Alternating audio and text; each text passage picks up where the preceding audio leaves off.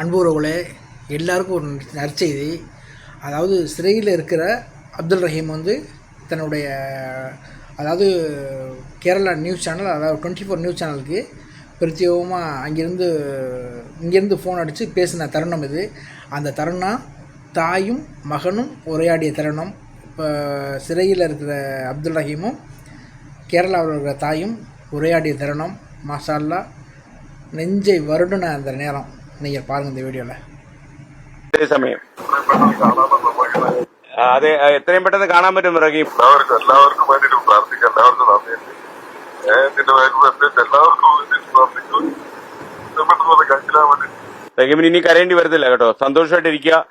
നമ്മളവിടെ ആലിംഗൽ മുഹമ്മദ് അദ്ദേഹം ഉണ്ട്, അദ്ദേഹത്തിന്റെ കൂടെ ഒത്തിരി ആൾക്കാരുണ്ട്.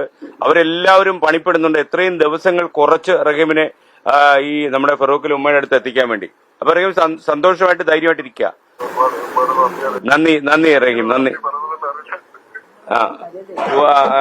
ഉമ്മ ഒരു കാര്യം പറയുന്നു, പറഞ്ഞു.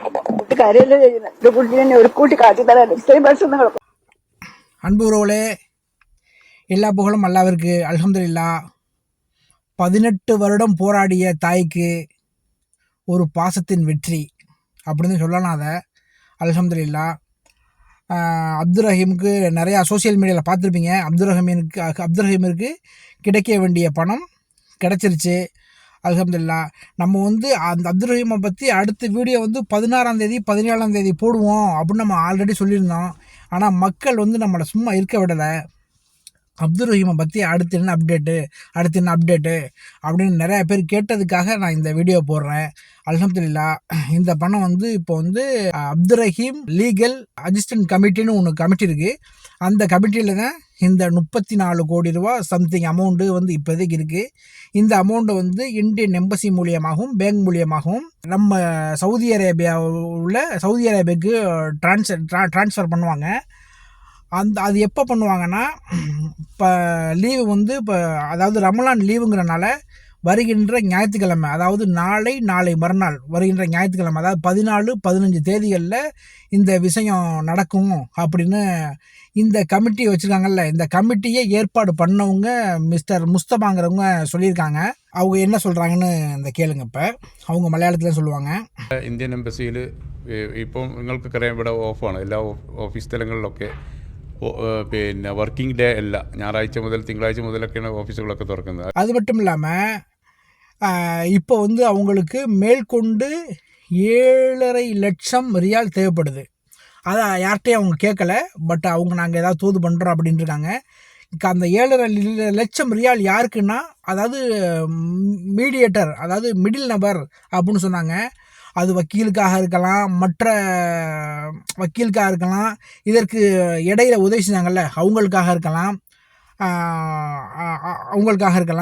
ബാക്കി വരുന്ന ഏകദേശം 7.5 ലക്ഷം റിയാലോളം അതിന് വേറെ കണ്ടെത്തേണ്ടതുണ്ട്.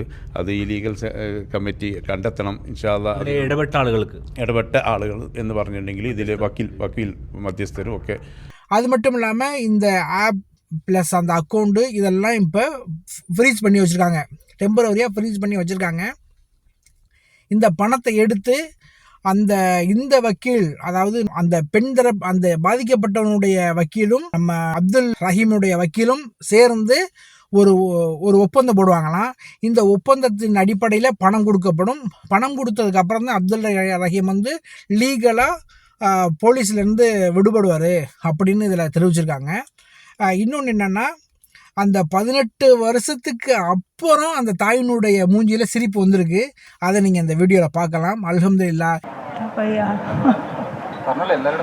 എല്ലാവരോടും നന്ദി. എൻ്റെ കുട്ടി അവിടെ കഴിച്ചിലായി കിട്ടിയിട്ട് എൻ്റെ അടുത്ത് വന്ന് കാട്ടിത്തരുന്നതിന് നിങ്ങളൊക്കെ സഹകരിച്ചതിന് നിങ്ങളൊക്കെ നന്ദി. എല്ലാവരോടും നന്ദി പറയൊന്നും പറയാനില്ല. എല്ലാവർക്കും നന്ദി, ശുക്ർ തന്നെ. ഇത് കണ്ടതുകൊണ്ടിട്ട് അൽഹംദുലില്ലാഹ് എല്ലാവരോടും ശുക്ർ ചെയ്യാം. எனக்கு வந்து இப்போ அந்த தாய் சொல்கிறாங்க, எனக்கு வந்து கொஞ்சமாக தான் சிரிக்க முடியுது, என் மகன் வந்ததுக்கப்புறம் தான் நான் முழுமையாக சிரிப்பேன் அப்படின்னு அந்த தாய் சொல்கிறாங்க. அப்போ இதெல்லாம் ஒரு நிகழ்ச்சியான சம்பவமாக இருக்குது. அது மட்டும் இல்லாமல் நான் இந்த நேரத்தில் ஒரு முக்கியமான நபரை சொல்லி ஆகணும். அவர் தான் மிஸ்டர் போஷே அப்படின்னு அந்த அவருடைய நிறைய முயற்சி இதில் இருக்குது, பங்கு இருக்குது, அவருக்கு நிறைய பங்கு இருக்குது. அது மட்டும் இல்லாமல் நிறைய சோசியல் மீடியா இந்த அளவுக்கு இந்த 34 கோடி ரூபா சாத்தியமுக்கு காரணம் வந்து சோசியல் மீடியா. அதில் யாராலையும் மறுக்க முடியாது. ஓகேயா? இந்த சோசியல் மீடியா வந்து அதாவது இது எப்போ அவங்க சொன்ன டேட் வந்து ரமலான் 26 இந்த ஆப்பை வந்து பப்ளிஷ் பண்ணுறாங்க. மக்கள் ஃபண்டு வேணும் அப்படின்னு ரமலான் 26 பப்ளிஷ் பண்ணுறாங்க. அதே மாதிரி ரமலான் நோன்பு முடிஞ்சு ஒரு 2 நாளில் கம்ப்ளீட் ஆயிடுது. நோன்பு முடிஞ்சு கம்ப்ளீட் ஆயிடுது. அதனால இந்த அளவு பணம் இந்த இடத்துக்கு வர்றது காரணம் சோசியல் மீடியா. அதை நான் இந்த இடத்துல மென்ஷன் பண்ணி ஆகணும். அதே மாதிரி உதவி செஞ்ச மக்கள் மாஷா அல்லா. இதில் வந்து ஜாதி, மதம், மலையாளி, தமிழ் எதுவுமே இல்லை. மனிதநேயம் வென்றது. இது ஒரே காரணம்தான், மனிதநேயம் வென்றது. கேரளாவிலேருந்து 23 கோடி ரூபா வந்திருக்கு. ஆனால் அதர்ஸ் ஜெனரல்லேருந்து 10 கோடி ரூபா வந்திருக்கு. ஓகேயா? அது இல்லாமல் கர்நாடகா, தமிழ்நாடு, குஜராத், ஒரிசா இப்படி பல மாநிலங்கள்லேருந்து இந்த ஃபண்டு இந்த ஆப்புக்கு வந்திருக்கு. அப்படிங்கிறனால ஒரு நண்பர் எனக்கு கமெண்ட் பண்ணியிருந்தார், கேரளா நபர்கள் வந்து அந்த இனத்துக்காக ரொம்ப போராடுவாங்க, இனமாக இருப்பாங்க, இனமாக இருக்க வேண்டியதுதான், இருப்பாங்க தான். ஆனால் அதையும் தாண்டி ஒரு மனிதாபிமான அடிப்படையில் எல்லா இந்தியரும் சேர்ந்து கொடுத்த அமௌண்ட் தான் இது.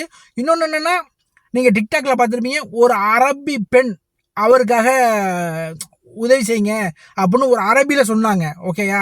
ஹிந்தியில் சொன்னாங்க. இதில் ஜாதி, மதம், மலையாளி, ஹிந்தி இதுக்கெல்லாம் வேலையே இல்லை. ஒரு மனிதர் அவரை எப்படியாவது விடுவிக்கணும் அப்படின்னு எல்லாரும் முயற்சி செஞ்சாங்க. அல்லாஹ் உதவி கொண்டு அதுவும் நடந்துச்சு, அல்ஹம்துலில்லாஹ். இன்னொரு நெகிழ்ச்சியான ஒரு சம்பவம் என்னென்னா, அந்த போஷே அப்படிங்கிறவர் போய் யாசகம் கேட்குறாரு, அவரை எப்படியாவது காப்பாற்றணும், உதவி செய்யுங்கன்னு கேட்குறாரு. ஒரு பெண், ஒரு இந்து சகோதரி, அவங்க என்ன பண்ணுறாங்கன்னா தன்னுடைய தாலியை கழட்டி கொடுக்குறாங்க, போட்டிருந்த தாலியை கழட்டி கொடுக்குறாங்க. இந்த சம்பவம்லாம் அப்படி பார்க்கல கண்ணில் கண்ணீர் தான் வந்துச்சு. அது இல்லாமல் இன்னொரு சகோதரி கால் 2 ஊனும், அவங்க ஆல்ரெடி சைக்கிளில் உட்காந்துருக்காங்க, அந்த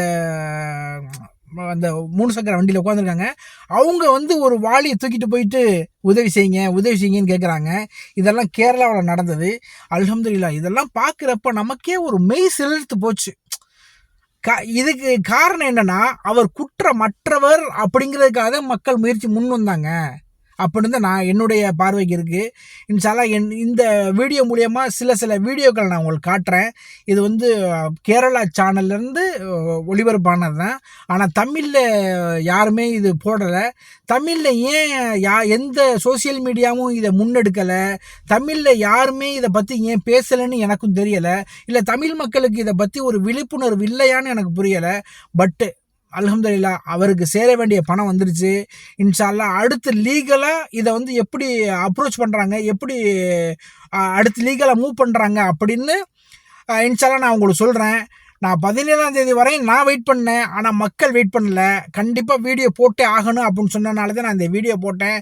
இன்ஷால்லா அப்துர்ரஹீமுடைய விடுதலை, அதனுடைய டீட்டெயில்ஸு கண்டிப்பாக நான் உங்களுக்கு அடுத்த வீடியோவில் நான் கண்டிப்பாக ஷேர் பண்ணுறேன்.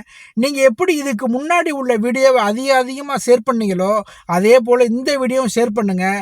மக்களும் அப்துர்ரஹீமை பற்றி தெரிஞ்சுக்கட்டும். இன்ஷால்லா அப்துர்ரஹீமினுடைய அடுத்த ரிலீஸ் வீடியோ நம்மளுடைய சேனலில் இன்ஷால்லா நம்ம ரிலீஸ் பண்ணலான்னு இருக்கோம். நிறைய பேர் உதவி செய்ய காத்திருந்த, உதவி செய்யலேன்னு ஃபீல் பண்ணுற மக்களுக்கும் இந்த வீடியோ பொருந்தும். காரணம் என்னென்னா, நிறையா பேர் என்கிட்ட வந்து மெசேஜ் கேட்டீங்க, நான் பணம் அனுப்புனேன் போகலை. ஏன்னா அவங்க வந்து அந்த பணம் கிடைச்சதுக்கப்புறமே இந்த ஆப்பையும் அந்த நான் கொடுத்த ஃபோன் நம்பரையும் ஃப்ரீஸ் பண்ணி வச்சுட்டாங்க. அதுக்கப்புறம் பணம் போட முடியாது, அவங்களே சொல்லிட்டாங்க, பணம் போட முடியான்ட்டாங்க. ஆனால் நிறைய பேர் என்னால் உதவி செய்ய முடியலைங்கிற மாதிரி சொல்லியிருந்தீங்க. கண்டிப்பாக நீங்கள் உதவி செய்யணும்னு நினச்சிங்களே, அதுவே பெரிய உதவி தான். அல்ஹம்துலில்லாஹ். சில நம்பர் துபாயிலேருந்து எனக்கு மெசேஜ் பண்ணியிருந்தீங்க, ஸ்ரீலங்காலேருந்து மெசேஜ் பண்ணியிருந்தீங்க.